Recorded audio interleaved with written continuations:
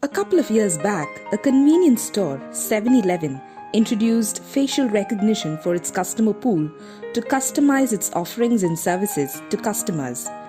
Walmart is experimenting with facial recognition to do emotion detection.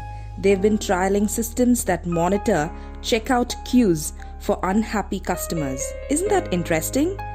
Customer experience experts say facial recognition will be a key technology moving forward in the personalization of shopping.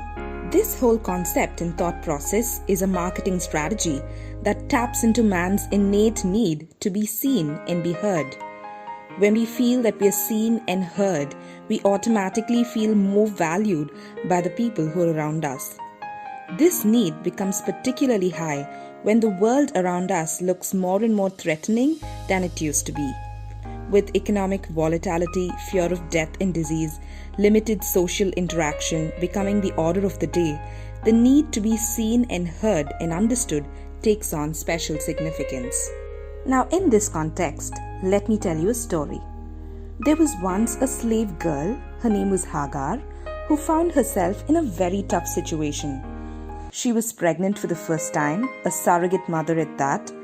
She was in uncharted territory when her boss, the very one who had asked her to be the surrogate mom, turned violently against her.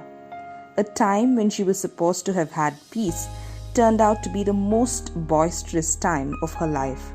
And like most of us, she ran away into the desert just to get away from the tyranny and the misery of her boss.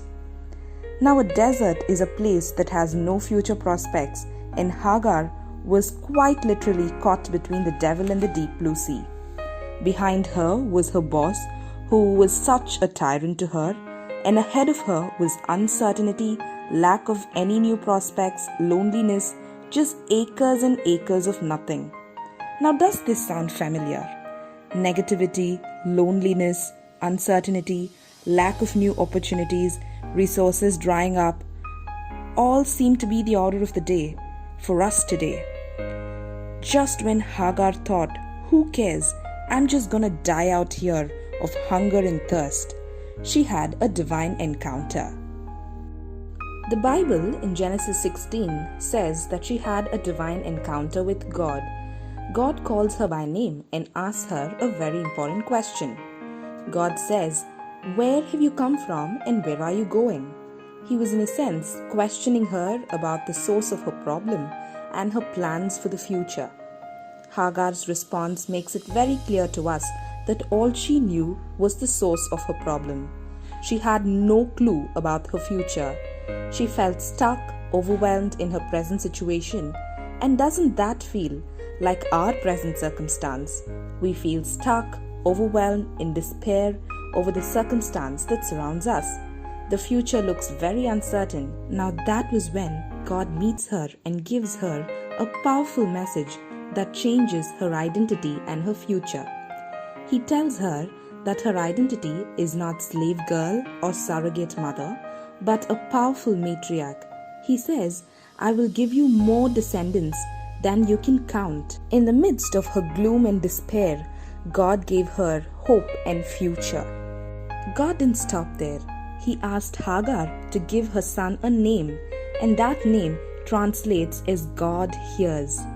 God always wanted Hagar to remember that through the thick and thin of life, she would always find a friend in God.